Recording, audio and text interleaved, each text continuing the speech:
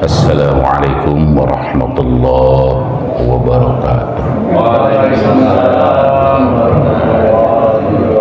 Alhamdulillahil mawsufi bisifatil kamalat wal munazzahu an simatil huduthi wal kaifiyat. Asyhadu an la ilaha illallah wahdahu la syarika lah. Al-ghaniyu an jami'il makhluqat wal muftaqiru ilaihi jami'ul kainat. Wa asyhadu anna sayyidina Muhammadan abduhu wa rasuluhu al-munqidhu minal khataaya wa dhalalat. Allahumma salli wa sallim wa barik ala sayyidina Muhammadin sahibul hawdi wa syafa'at wa ala alihi wa ashabihi alladhina a'tamanu bi'amil khairat amma ba'du. Subhanaka la ilma lana illa ma 'allamtana innaka antal alimul hakim. Rabbi shrah li sadri wa yassir li amri wahlul 'uqdatam min lisani yafqahu qawli. Ilahi anta maqsudi wa ridhaka matlubi a'tini mahabbataka wa ma'rifataka. Hadratul Mukarramin, jamaah sholat subuh yang dirahmati Allah, Bapak Ketua DKM dan seluruh pengurus yang saya hormati, saya muliakan. Puji syukur kehadirat Allah Subhanahu wa Ta'ala. Alhamdulillah kita bisa bersilaturahim, hadir kembali bersama-sama di kajian subuh setelah 1 tahun tidak ketemu. Ya, mudah-mudahan kita semua tetap panjang umur, sehat walafiat. Yang punya keluhan sakit, semoga oleh Allah diangkat penyakitnya. Shalawat salam semoga terlimpah kepada baginda Rasulullah Muhammad sallallahu alaihi wasallam. Semoga shalawat kita tersebut menjadi asbab dan wasilah Allah memilih kita sebagai hambanya yang layak mendapatkan syafaatul uzma, syafaat Rasulullah sallallahu alaihi wasallam. Jamaah sekalian, kajian kita pada pagi hari ini adalah surat Al-Baqarah ayat ke 135. Mangga Pak Haji dibaca berikut terjemahnya. 135. A'udzu billahi minasy syaithanir rajim. Bismillahirrahmanirrahim. Wa qalu kunu hudan aw nasara tahtadu qul millata Ibrahim hanifa wa ma kana musyrikin. Dan mereka berkata, jadilah kamu penganut Yahudi atau Nasrani, saya kamu mendapat petunjuk. Katakanlah tidak, tetapi kami mengikuti agama Ibrahim yang lurus, dan dia tidak termasuk golongan orang yang berselisih. Shadaqallahul azim. Bismillahirrahmanirrahim. Wa qalu kunu hudan aw nasara tahtadu qul bal millata Ibrahim hanifa wa ma kana minal musyrikin. Ya. Wa qalu, dan mereka berkata, yaitu Bani Israel, kunu, jadikanlah kalian semua hudan, beragama Yahudi, au nasoro, atau beragama Nasrani. Kul, katakanlah olehmu wahai Muhammad, bal, tetapi millata Ibrahim, kami mengikuti agama Ibrahim, hanifan, yang hanif, yang lurus. Wa ma kana, dan tidaklah ada itu Ibrahim minal musyrikina, sebagai bagian dari orang-orang yang mempersekutukan Allah Subhanahu wa taala. Jamaah sekalian yang dirahmati Allah, ya, saya mendapatkan usulan bahwa kajian tafsir itu, memang kajian tafsir itu satu, dia harus bicara ayat, lalu di dalam tafsir itu ada namanya al-munasabah, korelasi. Al-munasabah ini dalam ilmu tafsir dibagi dua. Ada al-munasabah ad-dakhiliyah, konteks ayat dengan ayat itu disebut munasabah ad-dakhiliyah, munasabah internal.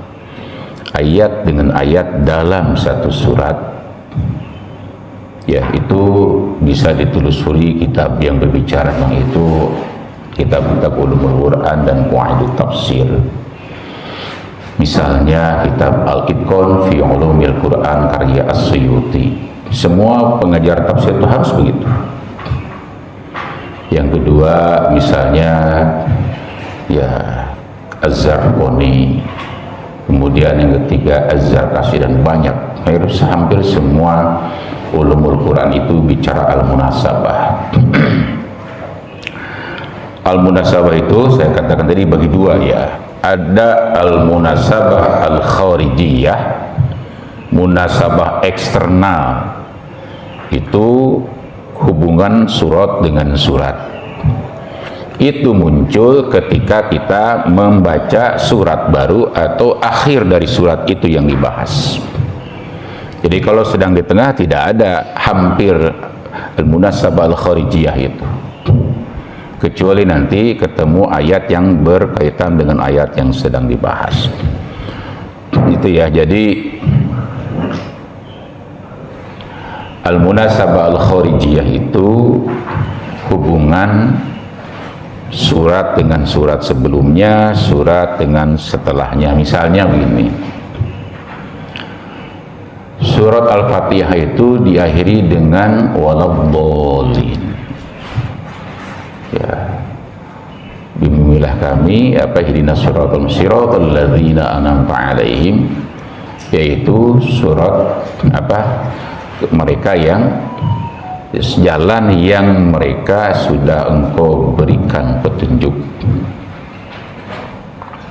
yaitu orang yang sudah engkau berikan nikmat kepada mereka.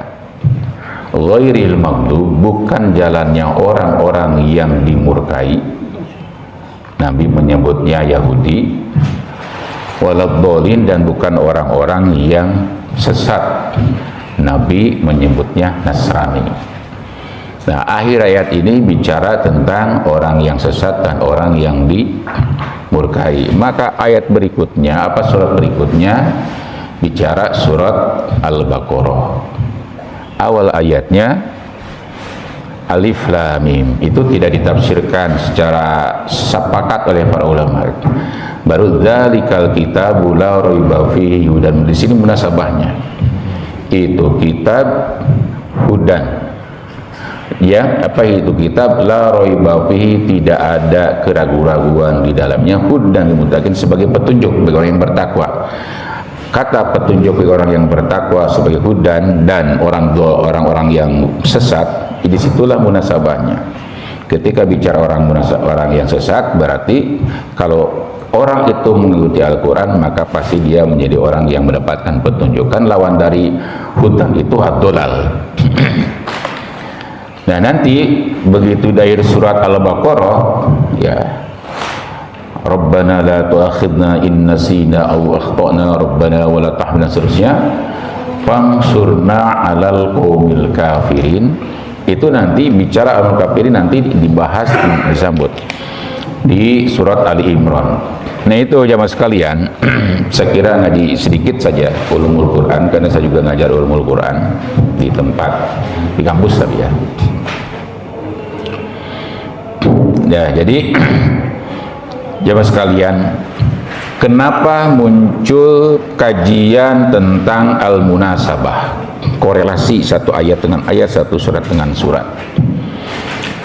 Pertama yang kita harus ketahui bahwa kajian itu adalah belakangan, bukan di awal, tidak sejak zaman Rasulullah. Kajian ini sifatnya ijtihadi. Kenapa ini muncul? Ya. Pertama, kata para ulama, kajian munasabah ini muncul. Ini saya berbicara al-kharijiyah, yang eksternal.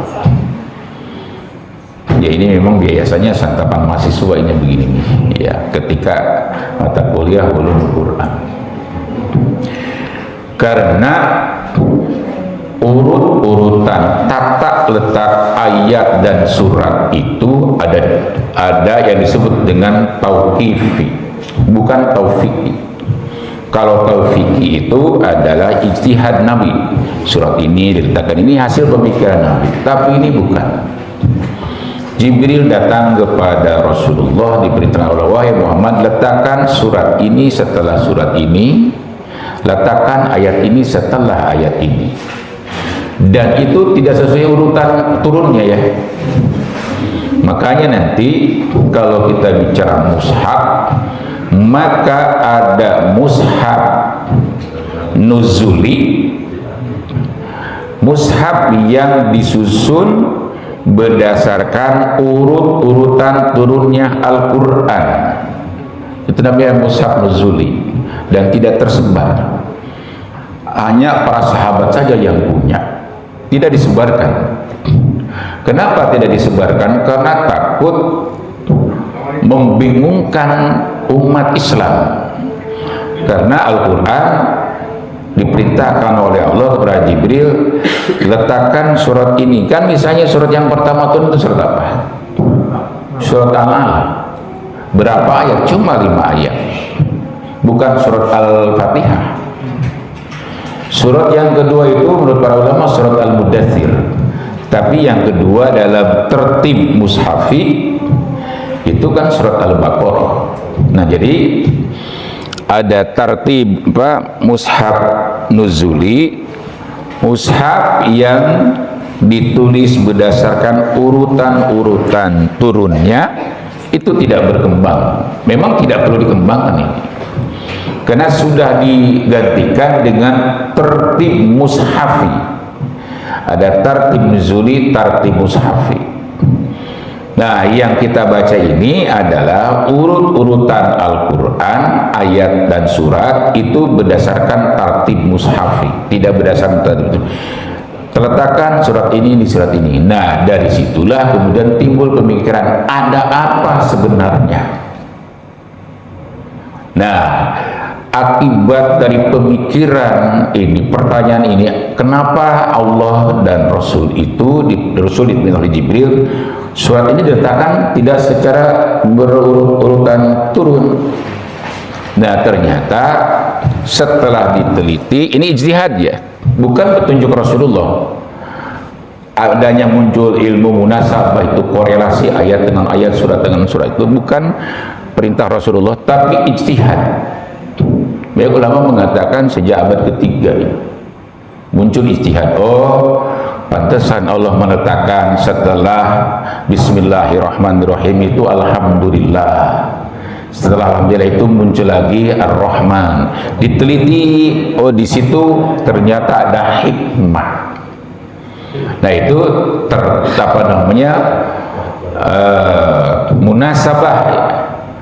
Nah, surat Al-Fatihah ayat pertama itu Bismillahirrahmanirrahim. Ayat kedua itu Alhamdulillah. Ayat ketiga itu Ar-Rahman.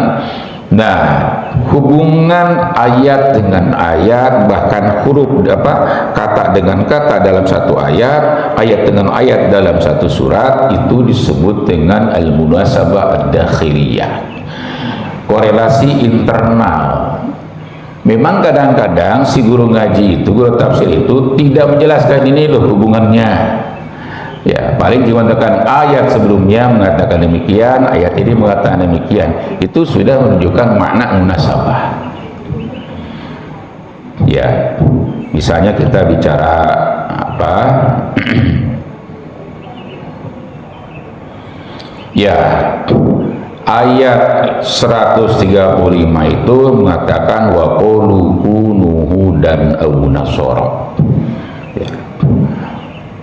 Pada ayat ini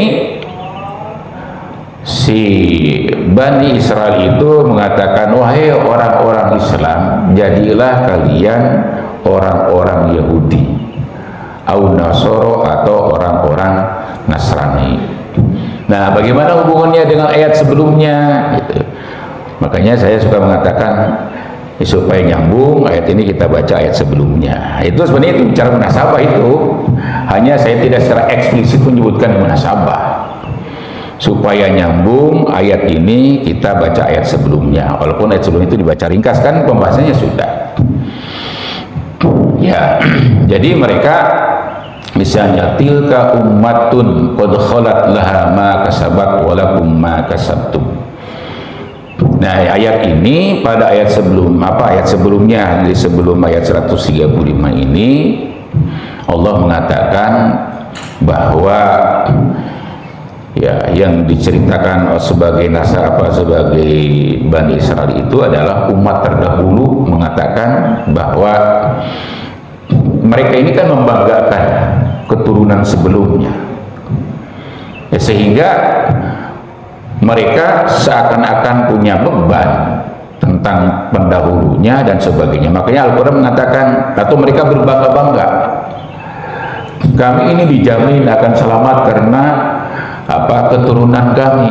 Tidak, kata Al-Quran, laha ma kasabat walakum laha ma kasabat walakum ma kasabtum. Tidak ditentukan oleh siapa bapamu, siapa keturunanmu sebelumnya. Yang menyelamatkan kamu itu adalah apa yang kalian lakukan. Apa yang kalian lakukan. Ya. Nah, ini pembahasan sebelumnya mengatakan bahwa manusia itu ditentukan oleh apa yang dilakukan dirinya. La tus'aluna amma kanu ya'malun. Kamu juga tidak diminta pertanggungjawaban terhadap apa yang dilakukan oleh mereka. Kamu akan mempertanggungjawabkan apa yang kamu lakukan. Nah, jadi mereka berbangga-bangga. Ini kan ayat yang ini diturunkan pada masa Nabi, semua juga pada masa Nabi kan ayat ini berbicara tentang masa lalu. Ya, jadi tidak perlu kamu berbangga dengan agama nenek moyangmu. Ya, Anda perilaku nenek moyangmu, tapi semua ditentukan oleh agama kalian, oleh apa yang kalian lakukan. Makanya sebelumnya mereka masih menganggap, mereka masih ngotot ngotot bahwa agama Yahudi itu bagus, agama Nasrani itu bagus. Makanya wa qulu kunu hudan aw nasara. Padahal sebenarnya agama yang mereka sebut Yahudi atau Nasrani itu sudah mengalami inhiraf wa istibdal. Inhiraf itu penyimpangan dan penggantian.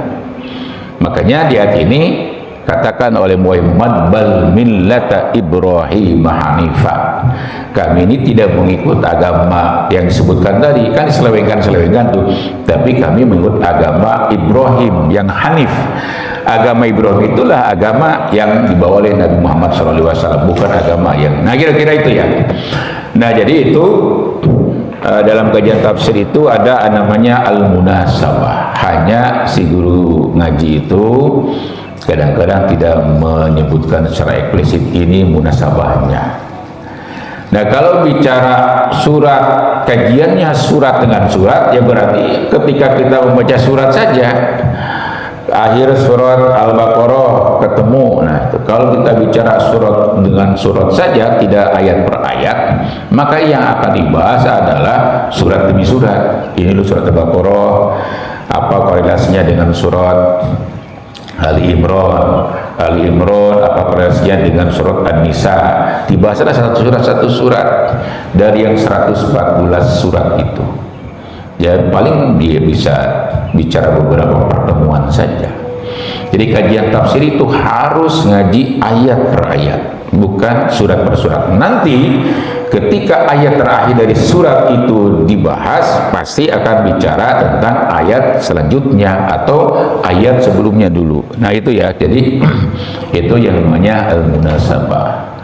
Jadi dibagi dua oleh para ulama, al-munasabah al-kharijiyah, al-munasabah ad-dakhiliyah.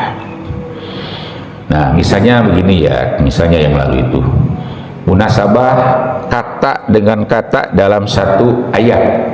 Nah itu namanya munasabah ad-dakhiliyah, munasabah internal. Laha maka sabat, untuk yang baik itu maka menggunakan kata laha, maka yang negatif itu pasti menggunakan apa namanya alaiha. Ya, laha dan alaiha itu selalu. Nah, kalau bicara tentang tanggung jawab orang lain, tentang dosa orang lain, tidak, kata Al-Quran, laha maka sahabat, bagi dia umat terdahulu itu yang dia tanggung adalah kelakuannya, walaupun bagi kalian yaitu. Nah itu jadi ada laha lakum.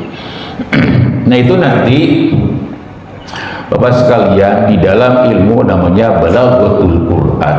Ada satu ilmu namanya balaghah, sastra Al-Quran. Nah dibahas ada yang namanya itnab. Ya, itnab itu satu hal dibahas panjang. Ada yang beritnab.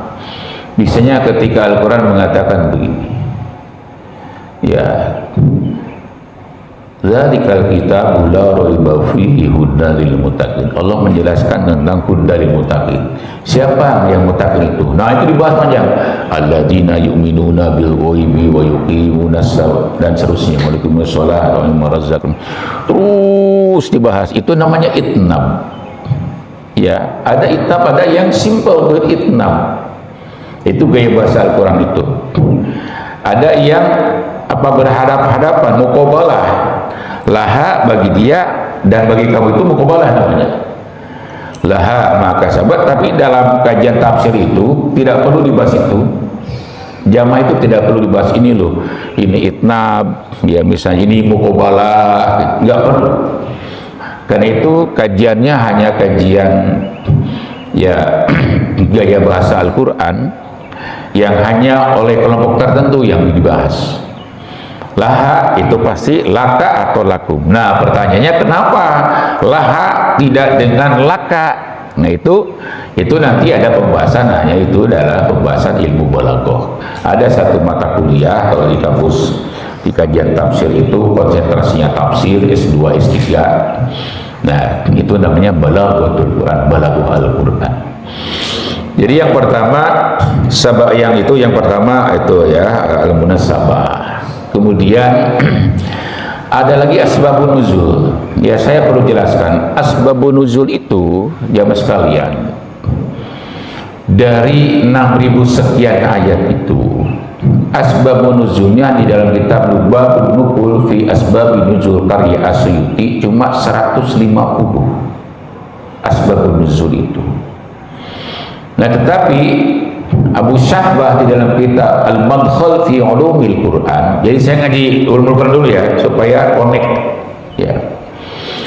Di dalam kitab Al-Madkhal fi Ulumil Quran, Abu Syahbah itu mengatakan demikian. Sababun nuzul itu harus dipahami bahwa ayat ini atau surat ini turun kepada bangsa Arab di zaman itu, tidak turun kepada bangsa yang hampa budaya. Tapi Al-Quran ini berinteraksi. Kata Abu Syahbah, harusnya setiap ayat itu ada sababun nuzulnya. Jadi kalau 6.000 sekian ayat, harusnya ada 6.000 sekian sababun nuzul. Tapi tidak ada bukti-bukti sejarahnya, hadisnya. Maka Imam Asyuti, pakar ulumul Quran itu cuma menulis 150-an lebih. Ya, kenapa? Bismillahirrahmanirrahim. Kalau itu ada sebab nuzulnya, karena mereka dulu mengatakan ketika melakukan sesuatu itu Bismillah wal Uzza. Nah, kemudian alhamdulillah itu apa sebab nuzulnya tidak ada, tidak terekam secara historis. Maka semua tafsir ulama-ulama tafsir yang kecil, kitab tafsirnya seperti Marah Labid karya An-Nawawi, kemudian dia tafsir-tafsir yang 1 jilid 2 jilid, maupun tafsir yang berpuluh-puluh jilid.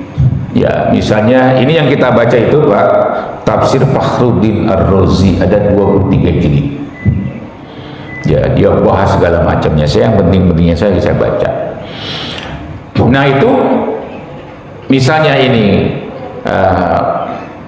tilka ummatun qad khalat laha ma kasabat wa lakum ma kasabtum, atau ayat-ayat itu tidak ada sebab nuzulnya. Nah itu kalau sabab nuzul itu berdasarkan riwayat. Yang memungkinkan adalah sabab nuzul, ada sabab nuzul ibtidai.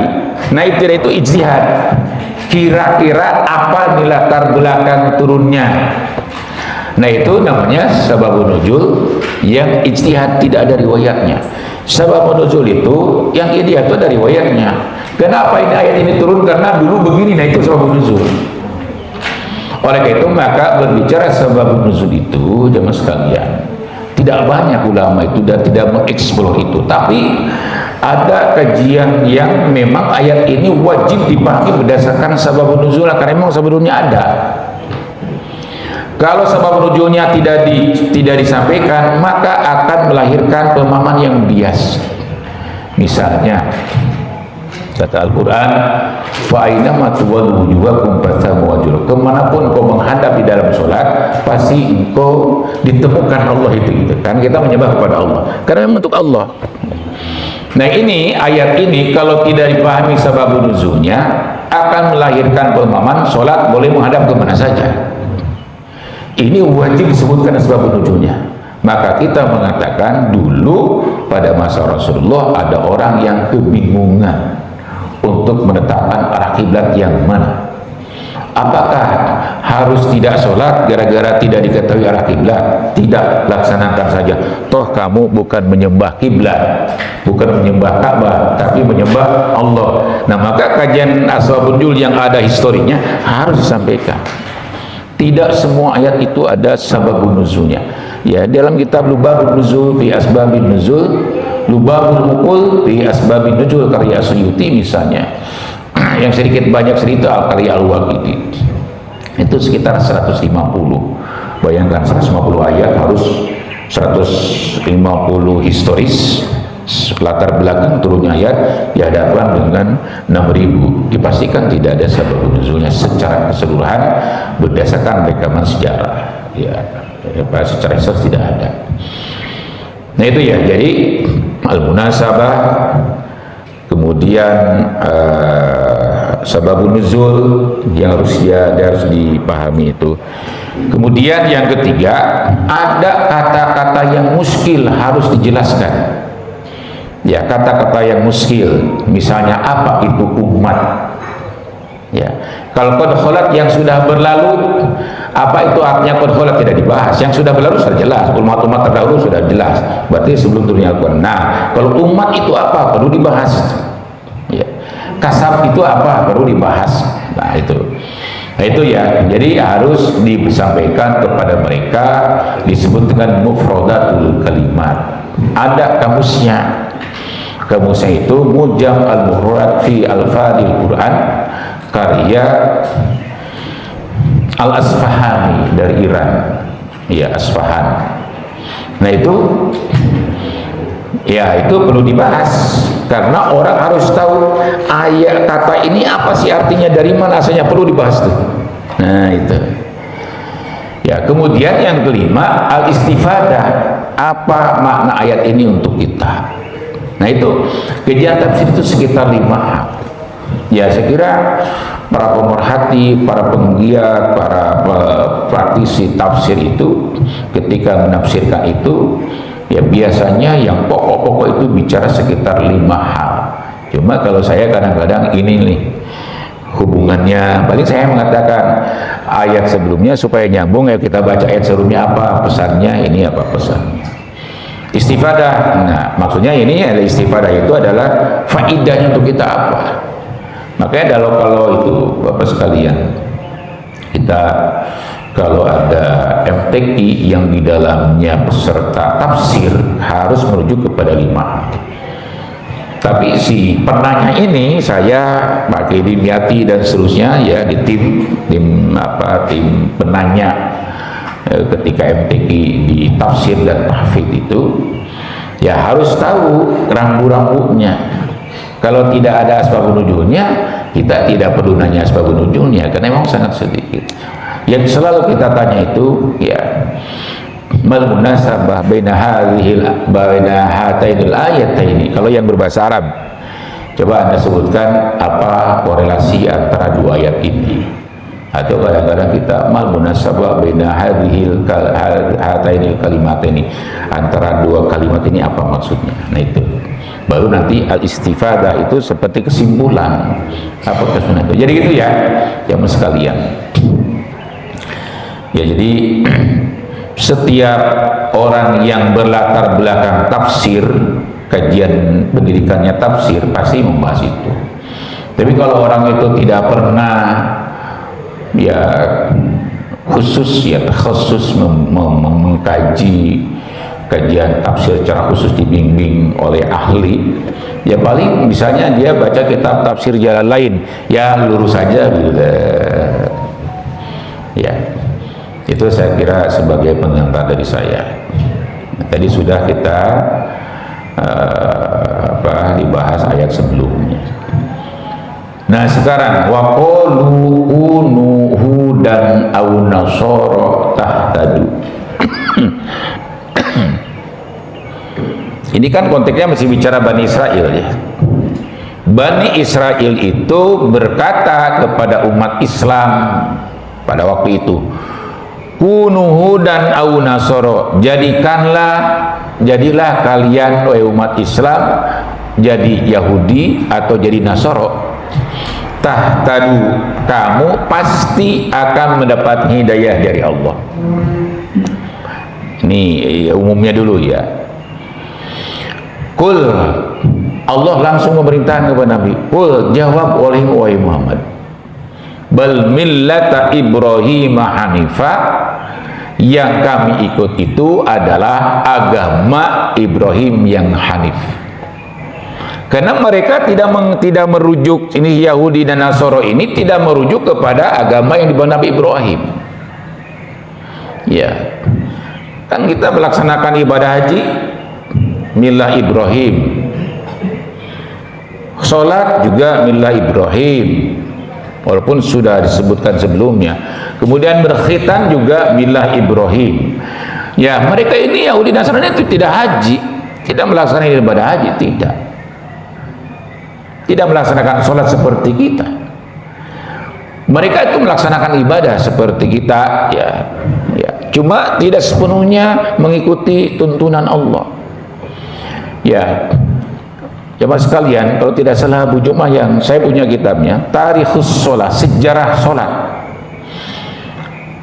Yang saya ketahui dari kitab Tarikhus Sholat itu ternyata sholat kita yang seperti ini adalah caranya merupakan kumpulan dari cara-cara Nabi sebelumnya. Ya, ada yang langsung sujud tidak ruku. Makanya Al-Quran menyebutkan ya aqimus shalah wa atuz zakah warka'u ma'rokin, harus ruku.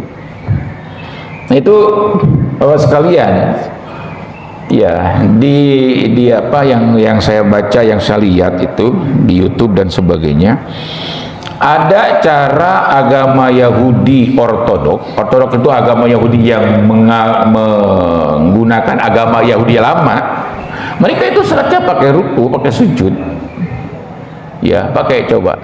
Bahkan mereka juga ada azannya versi mereka. Nah jadi ada sholatnya itu ya, kalau lihat kitab Tarikhus Sholat, ya ternyata sholat yang sekarang ini merupakan gabungan dari cara yang lama.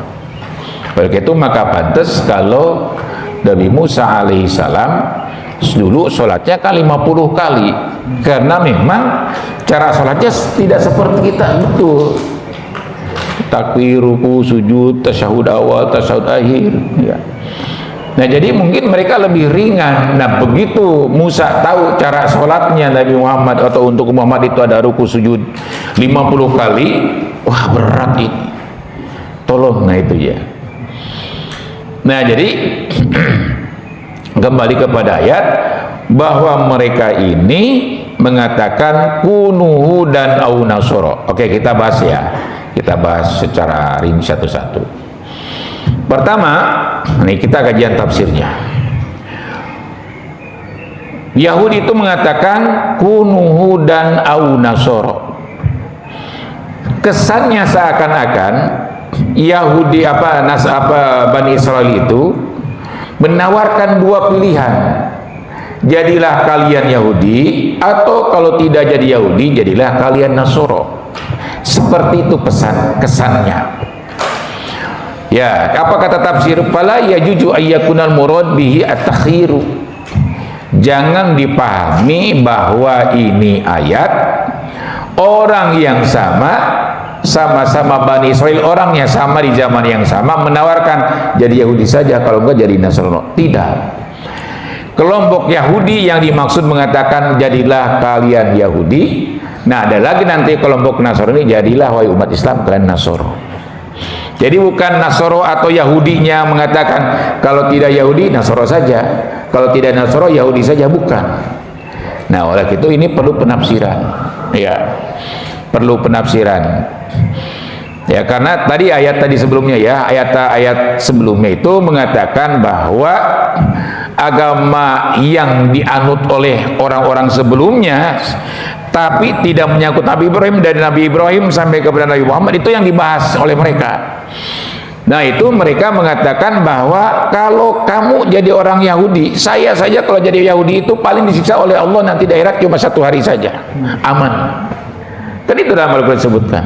Nah, Nasrani juga mengatakan begitu. Nah, itu adalah agama yang disesatkan dari Nabi Ibrahim ke sini. Nah, makanya mereka mengatakan kalau mau aman jadi Yahudi atau Nasrani saja. Nah, itu munasabahnya. Tapi saya tidak menyebutkan ini munasabah, yang penting nyambung saja. Ya. Mereka yang Yahudi mengatakan jadi Yahudi, mereka yang Nasrani mengatakan jadilah Nasoro. Nah, dulu sudah dibahas kata Yahudi itu, kata agama Yahudi itu dari namanya Yahuda. Siapa Yahuda itu? Masih ingat nggak? Anaknya siapa? Anaknya Nabi Yakub. Ada berapa anak Nabi Yakub itu? Ada 12. Ada berapa istrinya? 4. Ya bagus, masih bagus, bisa menanggap. Cuman tanya namanya saya nggak tahu ya. Ya. Nama-nama anak Nabi Yakub nggak tahu secara tepat keseluruhan yang 12 itu. Pertanyaannya, apakah nama anak-anak Nabi Yakub itu menjadi rukun iman? Jadi tidak perlu. Yang penting itunya, esensinya, tidak perlu. Ya, makanya Al-Quran tidak secara spesifik anak Nabi Yakub itu ada 12, tidak ada disebutkan dalam Al-Quran, sebagiannya saja. Ya, nah itu oleh itu maka kata para ulama, mengingat menghafal ayat anak-anak Nabi Yakub yang 12 itu tidak mesti, cuma itu hanya bicara histori saja. Ya, jadi yang pertama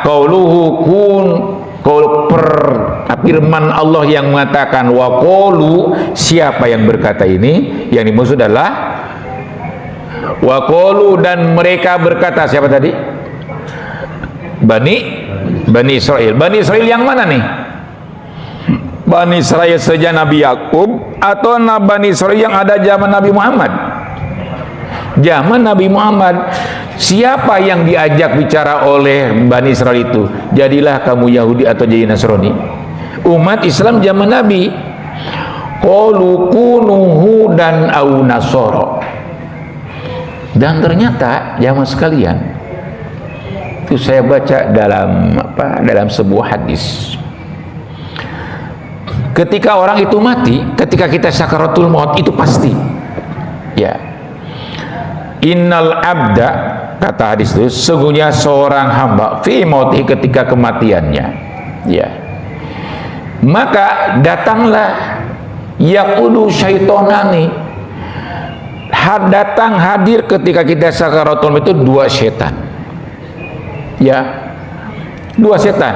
Ya, al-wahidu yaqudu fi yamini wal akharu yaqudu ala shimalihi. Yang satu duduk di sebelah kanannya, yang satu duduk sebelah kirinya.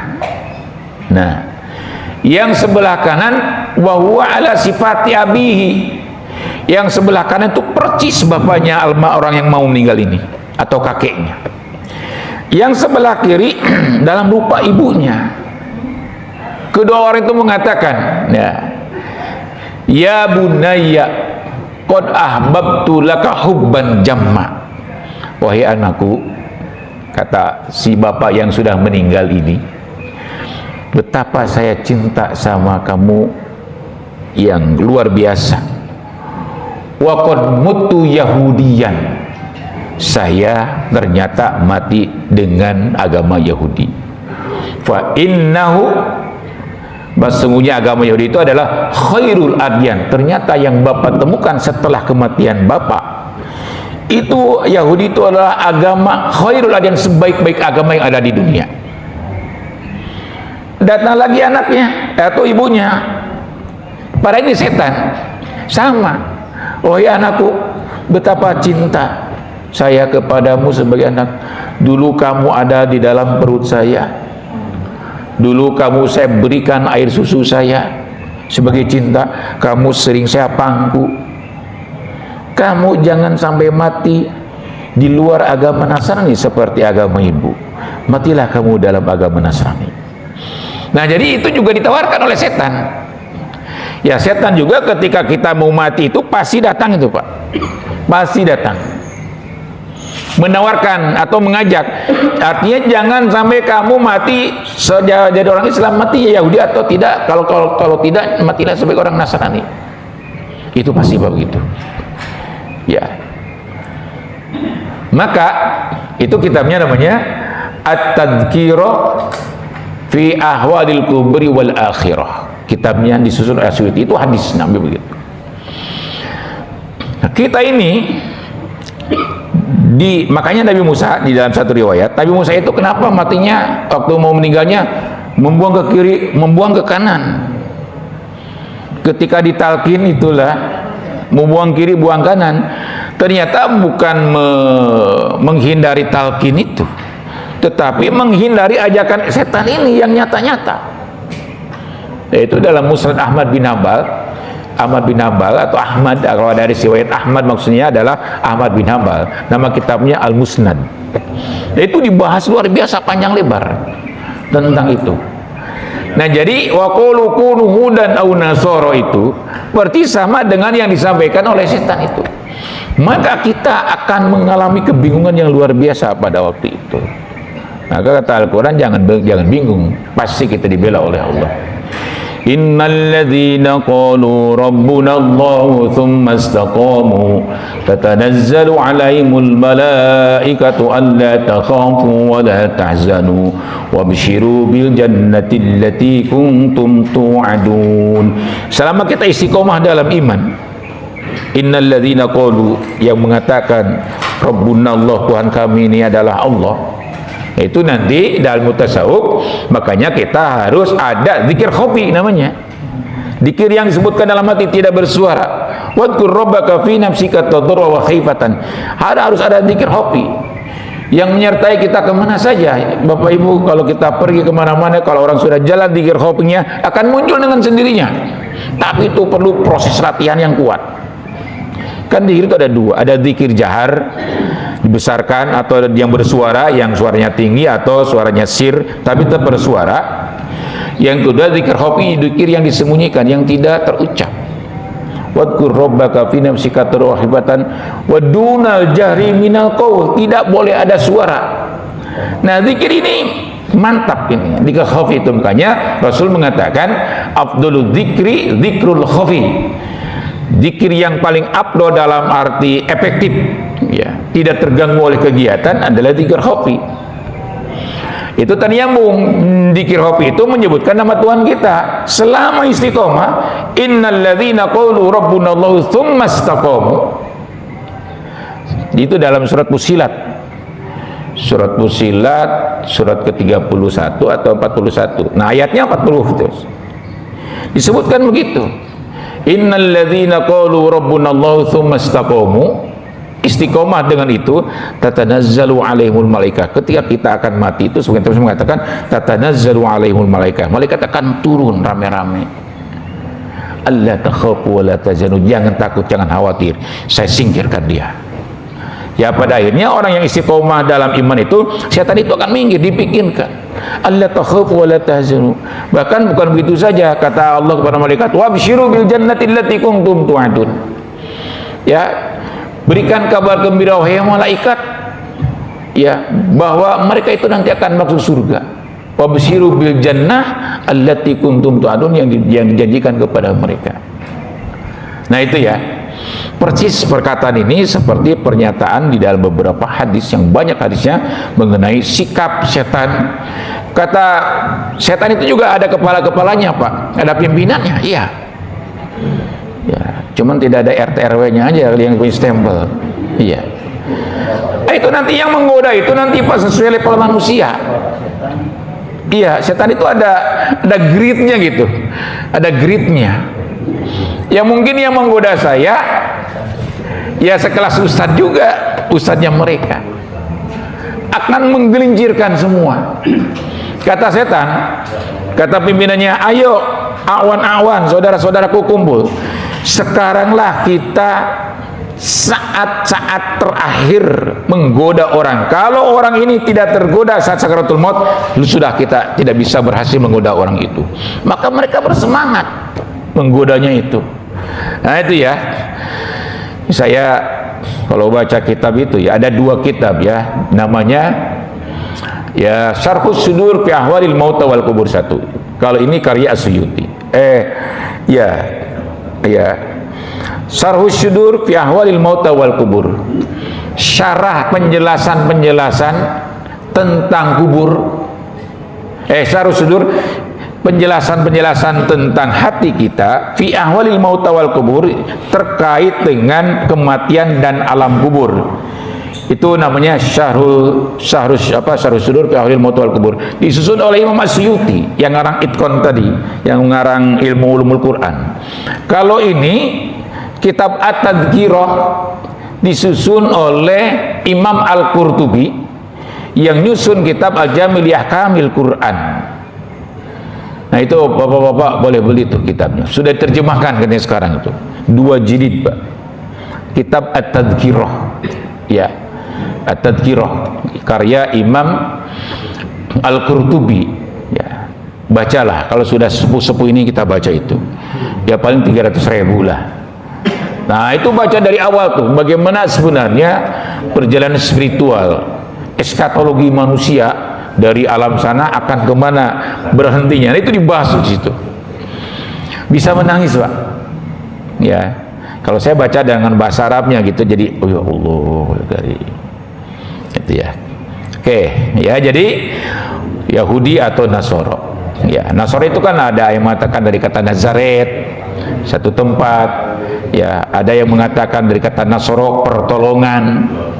Ya, makanya disebutkan Isa itu Tuhan Maha Penolong, gitu ya, Nasoro.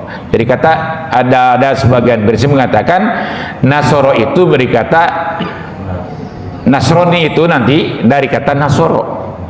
Nasoro dalam bahasa Arab itu Nasoro yansuru unsur. Ya, jadi artinya menolong. Ya.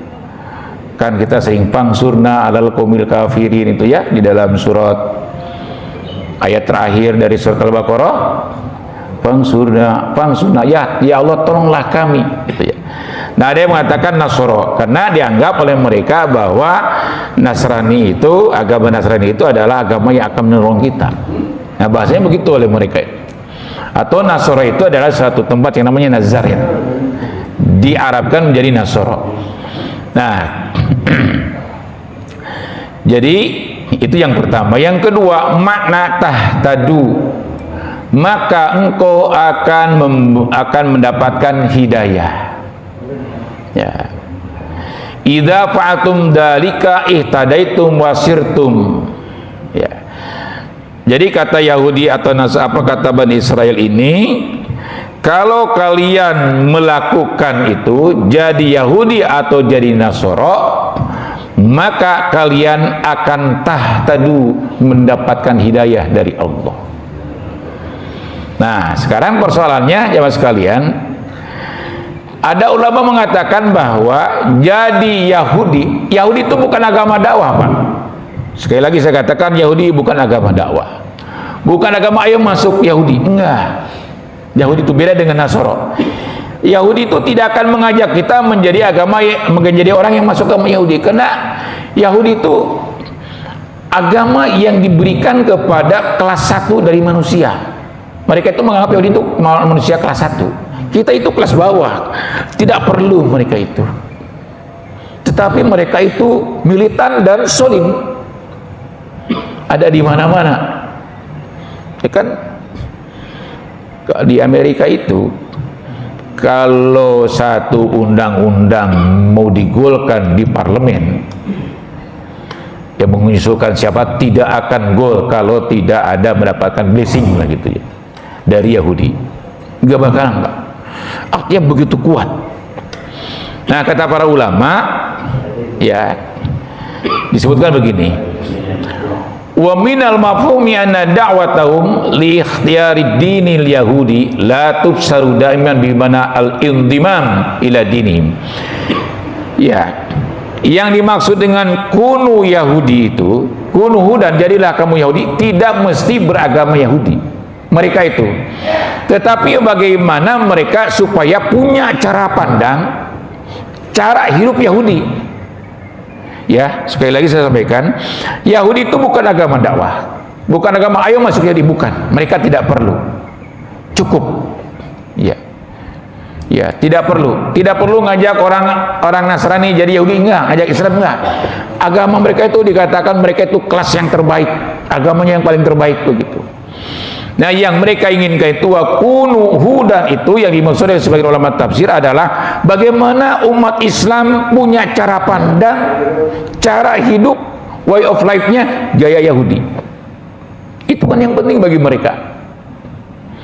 Nah, makanya ada hadis Rasulullah SAW, kata Rasulullah, la tattabi'unna sunana man qablakum shibran bi shibrin wa dira'an bi dira'in. Wahai umat Islam, kalian ini nanti suatu saat akan mengikuti cara hidup sunnah, itu dari kata sunnah. Sunnah itu cara hidup. Sunnah man qablakum. Kamu wahai umat Islam, saya peringatkan, nanti ada umat Islam yang mengikuti cara hidup orang-orang yang sebelummu. Shibron bi shibrin, kalian akan ditarik satu jengkal demi satu jengkal, sedikit-sedikit maksudnya. Wadiroan bidiroin, satu hasta demi satu hasta. Mereka mengajak untuk bagaimana supaya cara pandang umat Islam itu seperti Yahudi, diajaknya perlahan-lahan, sedikit-sedikit. Seperti setan juga. Kata Al-Quran, fala tattabi'u khutuwatis syaitan. Jangan kalian mengikuti langkah-langkah setan. Setan itu menarik kita tidak sekaligus, langkah demi langkah, sedikit-sedikit. Atau bahasa Arab itu tadarruj, ya perlahan, atau ya tanajjum, atau gradual dalam bahasa sekolahnya. Hatta law salaku juradubin la salakumuhu, sampai ada umat Islam nanti, kata Rasulullah, kalau mereka diajak untuk masuk ke juradubin, lubang biawak saja, la salakumuhu, kalian akan ikut.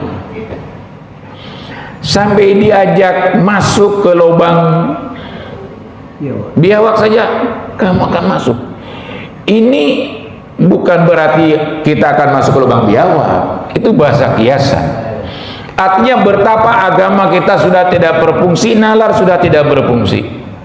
Qulna ya Rasulullah, al-yahudu wan nasara.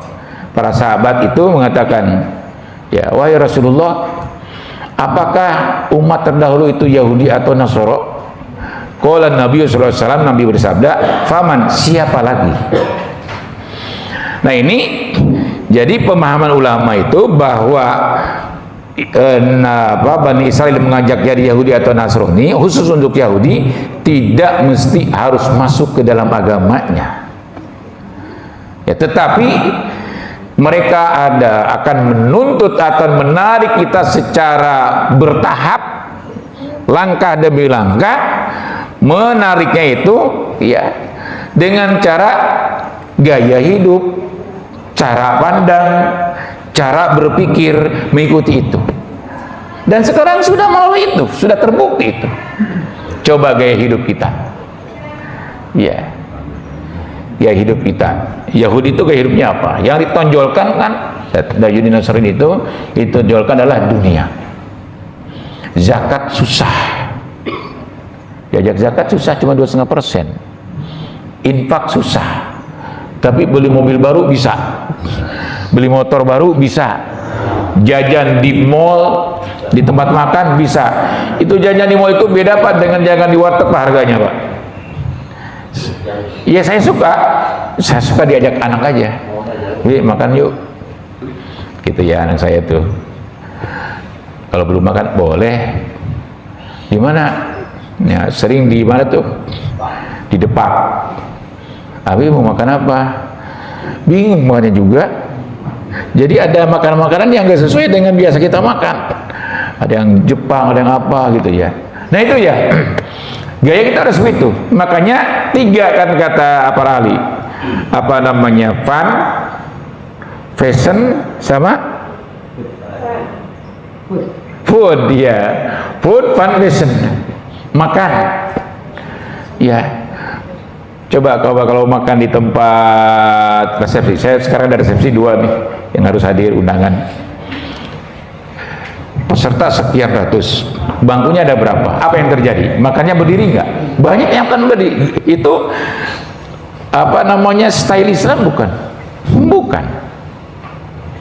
Ya, hiburan. Coba.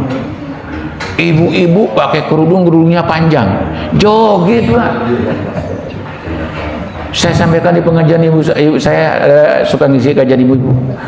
Ya Allah, saya bilang ya Allah, ini orang nggak tahu bakal mati. Joget Pak. Tapi saya ngeliatnya di YouTube sih. Iya nggak langsung ya. Kerudungnya gede-gede, para joget, para benuh. Ya Allah, ya Karim. Luar biasa nih Yahudi itu. Fashion pakaian, coba pakaian. Islam itu melarang sobus syuhrah, pakaian yang mahal, yang terkenal, yang beda dengan yang lainnya. Nabi itu pakaiannya biasa-biasa saja, sehingga orang luar melihat mana Nabi, mana umatnya di zaman itu, dilihat dari pakaiannya tidak bisa membedakan, sama. Coba kalau orang sekarang ada pakaian puluhan juta Pak, katanya itu juga pakaian harganya puluhan juta. Ya Allah, kita itu tidak boleh sebenarnya dalam penampilan itu jadi bahan perhatian orang. Begitu datang kita, waduh, pakainya beda. Nah itu dipersoalkan oleh agama. Karena kita akan merasa, oh saya lebih dari mereka, akan lahir ujub, akan lahir takabur. Makanya pakaian Nabi itu sama saja dengan pakaian sahabat. Ya, kita belajar sama saja saya. Ya. Sarung, saya dikasih sarung yang bagus. Ya, karena dikasih saja, bukan beli. Bukan saya minta dibeliin, bukan cerita. Jangan salah paham ya, jangan salah paham. Ya, takut salah paham nih, jangan. Ya, enggak, maksud saya ya kalau ya mungkin karena mereka bagaimana, saya bilang sayang banget ini sarung ini nih yang saya pakai ini. Jadi apa ya, tidak dipakai gimana? Ya, itu BHS yang namanya apa? Ini siapa ini namanya? Saya bilang Muhammad ini saya nggak mau pakai, jangan pakai ini. Ya, tapi kan bentuknya tidak kelihatan, hanya orang tertentu saja. Ini di atas 2 juta gitu. Nyesek saya dengernya, mendingan baju apa biasa saja jadi 10, kan bisa dibagiin ke orang. Ya, signatur ya. Ya, BHS yang tipe signatur itu 2.500.000-an. Ya, kita juga aduh ya. Ya, tapi masih standar-standar lah. Standar-standar lah. Ya. Makanya saya kalau ceramah di pengajian maulid atau apa, saya jarang pakai jubah kayak orang udeng-udeng. Ya, satu karena tidak sesuai dengan keilmuannya, itu kan pakaian ulama yang sudah mapan lah ilmunya. Saya itu nggak ada apa-apanya. Ya, yang kedua takut jadi perhatian orang. Tumben nih Pak Encep nih sekarang. Nah gitu, kalau saya kesini nih ya, tumben ini. Nah jadi wah gitu kan. Nah itu nggak boleh, jadi subuh syuro itu. Iya tumben ya. Iya pasti tumben nih. Karena saya juga nggak betah kan, saya pakai baju kadang-kadang garuk-garuk gitu kan. Apalagi sekarang udah banyak uban gitu ya, sering gatel. Ya begini aja sama lah dengan bapak-bapak gitu. Ya itu subuh syuro. Ya kalau udeng-udeng sampai berlapis-lapis tinya gitu ya, bajunya baju ini ya nyari apa sih lah, kan orang mah ketahuan dari perilakunya. Ya jadi pengertian gini Bapak sekalian, kunuhu dan au nasoro itu tidak berarti harus masuk agama Yahudi, tetapi bagaimana kemudian cara pandang, cara hidup kita seperti Yahudi. Nah itu, dan kita sudah masuk di situ, umat Islam sudah banyak yang masuk di situ. Ya, saya lihat anak-anak muda pakai baju, pakai celana blue jean, udah pada dirobek-robek, beli baru juga dirobekin sengaja. Ya Allah, bagaimana nanti sholatnya? Ngumpul-ngumpul laki-laki perempuan, hiburan, genjreng-genjreng gitu. Ya Allah, ya Karim, nyampur. Ya. Nah itu ya, apa namanya? Food, fun, passion. Ya baik, kita lanjutkan. Lanjutkan kan nih? Tahtadu hidayah ya. Hidayah itu ada dua dulu ya. Ada hidayah taufik, ya ada hidayah irsyad. Petunjuk itu ada dua. Satu hidayah dalam arti taufik. Nabi Muhammad saja tidak bisa memberikan hidayah kepada orang lain dalam arti taufik. Punya kekuatan spiritual yang luar biasa, mengubah. Yang mengubah itu kalaupun terjadi itu oleh Allah Subhanahu wa taala. Ya, makanya kata Al-Qur'an, innaka la tahdi man ahbabta. Wahai Muhammad dalam surat At-Taubah, sesungguhnya engkau tidak bisa memberikan hidayah kepada orang yang engkau cintai sekalipun. Innaka la tahdi man ahbabta walakin Allah yahdi man yasha. Yang memberikan taufik itu hanya Allah Subhanahu wa taala. Nah makanya banyak kan paman Nabi yang tidak masuk Islam. Abu Jahal, Abu Lahab, itu masih keluarga Nabi. Banyak orang-orang di sekeliling Nabi itu. Kalau memang Nabi itu bisa memberikan hidayah begitu ceramah langsung mereka masuk Islam, kan enggak. Sampai turunnya, nah ada sebab turunnya surat Al-Lahab, tabbat yada abi lahabi wa tab. Itu kan sejarah turunnya. Nah itu sababun nuzul, ada di situ sababun nuzulnya. Dulu ketika Rasulullah diperintahkan oleh Allah, wangdir ashiratakal aqrabin, wahai Muhammad sekarang kamu jangan tidur ya. Ya ayyuhal muzammil, ya ayyuhal mudaththir, itu jangan tidur, jangan bersemut terus, bangun. Nah itulah maka Muhammad jadi Rasul. Kalau tadi jadi Nabi, begitu ada perintah oleh Allah untuk menyebarkan, mendakwakan, baru jadi Rasul. Siapa yang didakwakan? Adalah kerabatnya dulu. Kumpul-kumpul saudara-saudaraku gitu, gini. Kumpul lah, termasuk Abu Lahab. Kumpul. Ternyata dikirain ada apa? Ternyata kamu ya gitu ya. Cuma karena ini persoalan kamu ngajak Tuhan, mengajak masuk kepada Tuhan, kepada agama Islam. Celaka kamu, tabannaka ya Muhammad, celaka kamu. Saya ini orang besar, pamanmu, suruh ngumpul-ngumpul begini-begini, kurang ajar ya, gitu kira-kira bahasa kita tuh. Tabannaka ya Muhammad. Makanya Allah jawab, tabbat yada abi lahabi wa tab. Abi Lahab. Nah jadi hidayah itu ada dua. Satu hidayah taufik, mampu langsung dia dibuka hatinya, tapi itu bukan kapasitas Rasulullah. Itu adalah kapasitas Allah. Yang kedua, hidayatul irsyad. Irsyad itu artinya memberikan petunjuk, memberikan penjelasan, memberikan arahan-arahan. Tuh yang benar ini, yang salah ini, yang sesat ini, yang surga ini, yang neraka ini. Nabi bisa menyampaikan itu. Jadi ada dua ayat, innaka la tahdi man ahbabta walakinna Allah yahdi man yasha. Yang kedua, innaka la tahdi ila. Sesungguhnya engkau Muhammad memberikan petunjuk kepada siratal mustaqim. Maksudnya petunjuk itu adalah arahan-arahan. Bapak-bapak juga bisa memberikan arahan itu kayak Nabi, tapi kapasitasnya beda.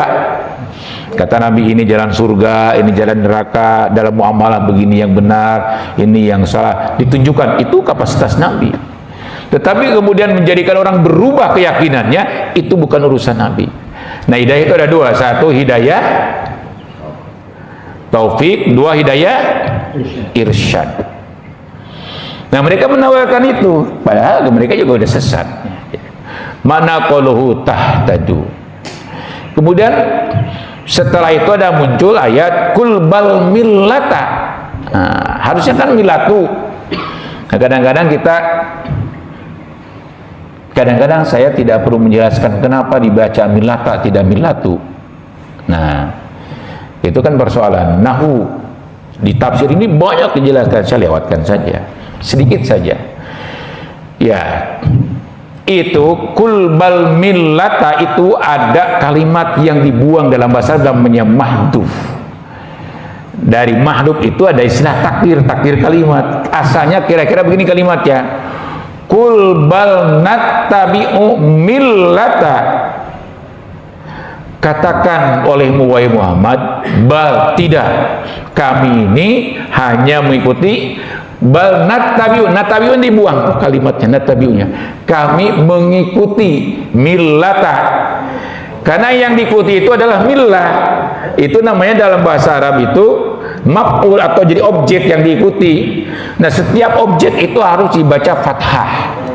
Kul bal millata Ibrahima. Asalnya kul bal nattabi'u millata Ibrahim. Karena itu dibaca millah. Apa? Millata. Nah, sekarang apa itu millah? Nah, itu jelaskan di sini para ulama. Nah, kalau ini kan perlu dijelaskan saya. Apa itu millah? Millah itu menurut tafsir ini bimakna asyar'u syariat atau adinu agama. Jadi kalau begitu kami tidak akan ikut Yahudi, tidak akan ikut Nasrani. Kita sampaikan sekarang juga tidak. Bahkan kalau kita tidak akan kami ini ikut cara hidup Yahudi, cara hidup Nasrani, tidak. Tetapi kami akan mengikuti millah, maksudnya syariat atau agama Ibrahim alaihissalam. Apa milahnya itu? Misalnya apa itu? Berhitan.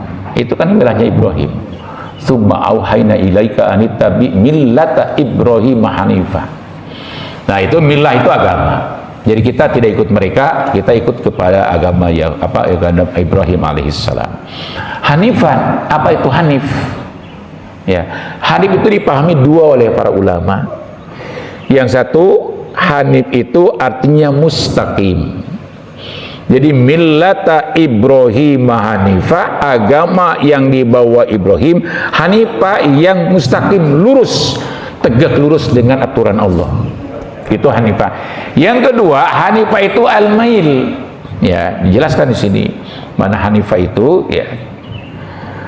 Ya, hanifa itu adalah dipahami sesuatu yang disebut dengan mail. Nah, dalam kata hanifa pada awalnya orang Arab biasa menggunakan kata hanifa itu tidak dalam agama pada awalnya. Adalah kaki yang berjalan. Kalau kaki kanan miring ke kiri, kaki kiri miring ke kanan. Itu namanya millah. Itu untuk menunjukkan tegak lurus. Karena kalau kaki kanan miring ke kiri, pasti jalannya lurus. Kalau ininya ke sini nanti ke sono, kalau ininya ke sini ke sini. Jadi kanan ke kiri, kiri ke kanan dia begitu tuh. Napak itu. Nah, itu. Pasti itu. Nah, itu oleh orang-orang Arab pada asalnya kata hanif itu begitu. Kemudian karena ini menunjukkan tegak lurus, maka agama yang tegak lurus dalam tauhid itulah namanya Hanif. Maka kita baca dalam sholat ya. Ada baca kita dalam sholat apa itu? Wajjahtu wajhiya lilladzi fatara samawati wal arda hanifan muslima. Ya, kita mengatakan begini, Pak. Ini tawajuh, itu janji kita kepada Allah. Wajjahtu, ya Allah, saya hadapkan jiwa raga saya. Wajhiya kepada zat, wajhiya lilladzi fatara samawati wal arda, kepada zat yang menciptakan langit dan bumi. Hanifan muslimah, saya lakukan, saya janji kepadamu di dalam beragama itu dengan agama yang tegak lurus dalam tauhid, dan saya berserah diri kepada Allah. Tauhid itu adalah mengakui Allahnya satu, Tuhannya satu. Kalau muslim itu berserah dirinya. Ya, jadi kita dalam sholat itu membaca itu, Pak. Ya, kecuali sebagian doa iftitahnya sebagian saudara kita apa? Ya, karena kita bukan orang Muhammadiyah. Allahumma ba'id baini wa baina, ya, bainadzu dan seterusnya itu. Kama bata baina sama'i wal ard. Nah, itu karena tidak biasa dibaca oleh kita. Yang kita baca itu kan wajjahtu wajhiya lilladzi. Itu ini saja dipersoalkan ininya. Ya, wajjahtu wajhiya lilladzi fatara samawati wal arda hanifan muslima. Hati-hati, kita tidak janji kepada Allah, sudah menyerahkan jiwa raga saya akan tetap tegak lurus dengan tauhid, dan saya akan berserah diri sepenuhnya.